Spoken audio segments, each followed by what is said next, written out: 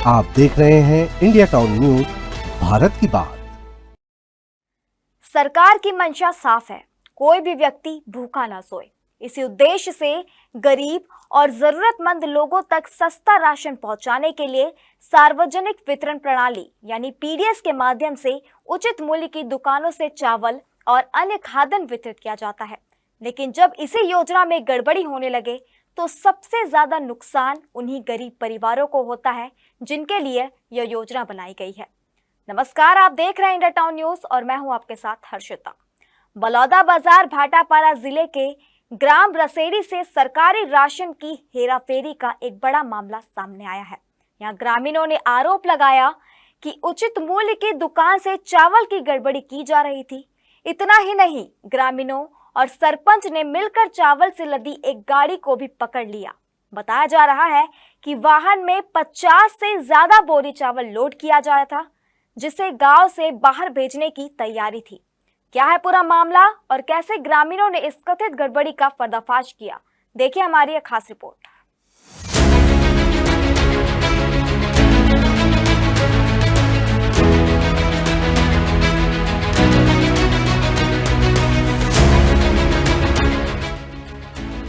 यह मामला बलौदा बाजार भाटापारा जिले के ग्राम रसेड़ी में संचालित उचित मूल्य की दुकान से जुड़ा हुआ है।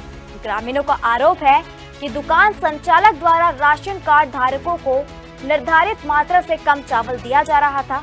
गांव के लोगों का कहना है कि जब वे राशन लेने जाते थे तो उन्हें कई बार तय मात्रा से कम चावल मिलता था। धीरे धीरे ग्रामीणों को शक होने लगा कि कहीं राशन में गड़बड़ी तो नहीं की जा रही।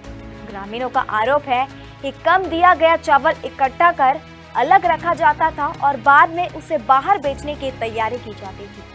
काफी समय से ग्रामीणों के मन में यह शक बना हुआ था, लेकिन मामला तब खुलकर सामने आया जब गांव में एक वाहन में बड़ी मात्रा में चावल लोड किए जाने की खबर फैली। जब ग्रामीणों ने देखा कि उचित मूल्य दुकान के सामने एक वाहन में लगातार चावल की बोरियां भरी जा रही है, तो उन्होंने तुरंत इसकी सूचना गांव के सरपंच को दी। सूचना मिलते ही ग्राम सरपंच मौके पर पहुंचे और ग्रामीणों के साथ मिलकर उस वाहन को रोक लिया। जब वाहन की जांच की गई तो उसमें से 50 से अधिक बोरियों में चावल भरा हुआ मिला। इसके बाद पूरे मामले की जानकारी तुरंत खाद्य विभाग को दी गई। गांव के सरपंच और ग्रामीणों द्वारा चावल से भरे वाहन को रोके जाने के बाद इस पूरे मामले की सूचना खाद्य विभाग को दी गई। सूचना मिलते ही खाद्य विभाग के अधिकारी मौके पर पहुंचे और जांच शुरू कर दी गई। प्राथमिक जांच के बाद चावल से भरे वाहन को जब्त कर लिया गया। लेकिन सवाल यह है कि क्या सच में सरकारी राशन का चावल बाहर बेचा जा रहा था या फिर मामला कुछ और है? क्या कह रहे हैं ग्रामीण, क्या है दुकान संचालक का पक्ष और क्या कह रहे हैं अधिकारी? मामले की सूचना मिलने के बाद खाद्य विभाग के खाद्य निरीक्षक मौके पर पहुंचे और पूरे मामले की जांच शुरू कर दी। अधिकारियों ने मौके पर मौजूद सरपंच और ग्रामीणों के बयान दर्ज किए हैं। इसके साथ ही वाहन में लोड किए गए चावल और बोरियों की भी जांच की गई। प्राथमिक जांच के बाद चावल से भरे वाहन को जब्त कर लिया गया। ग्रामीणों का आरोप है कि दुकान संचालक द्वारा लोगों को कम राशन दिया जा रहा था और बचा हुआ चावल इकट्ठा कर बाहर भेजा जा रहा था। ग्रामीणों ने इस मामले में सख्त कार्रवाई की मांग की है। हालांकि इस पूरे मामले में उचित मूल्य दुकान के संचालक झमकलाल साहू ने आरोपों को गलत बताया है। उनका कहना है कि वाहन में जो चावल लोड किया जा रहा था वह उन्होंने राशन कार्डधारी उपभोक्ताओं से खरीदा था। उनका दावा है कि यह चावल सरकारी राशन का नहीं बल्कि उपभोक्ताओं से खरीदा गया चावल था, जिसे बिक्री के लिए ले जाया जा रहा था। वहीं खाद्य विभाग के अधिकारियों का कहना है कि मामले की जांच की जा रही है।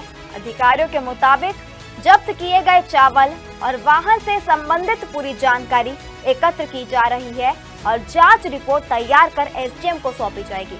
प्राथमिक जांच में यह भी सामने आया कि सेल्समैन ने यह स्वीकार किया है कि वह एपीएल कार्ड धारकों से चावल खरीदकर बिक्री के लिए ले जाया करता था, जो कि शासकीय नियमों के अनुसार उचित नहीं माना जाता।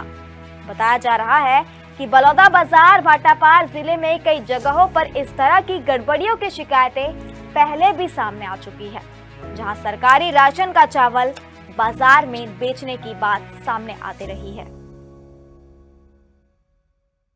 सरकार की योजना है कि गरीब और जरूरतमंद लोगों तक सस्ता राशन पहुंचे और कोई भी व्यक्ति भूखा न सोए। लेकिन अगर इसी योजना में गड़बड़ी होने लगे तो इसका सबसे सीधा असर उन परिवारों तक पड़ता है जो पूरी तरह सरकारी राशन पर निर्भर है। फिलहाल ग्राम रसेड़ी में चावल से भरे वाहन को जब्त कर लिया गया है और पूरे मामले की जांच जारी है। अब देखना होगा कि जांच में क्या सच्चाई सामने आती है और क्या इस मामले में किसी पर सख्त कार्रवाई होती है। इसी के साथ मुझे दीजिए इजाजत और आप देखते रहिए इंडिया टाउन न्यूज भारत की बात। नमस्कार।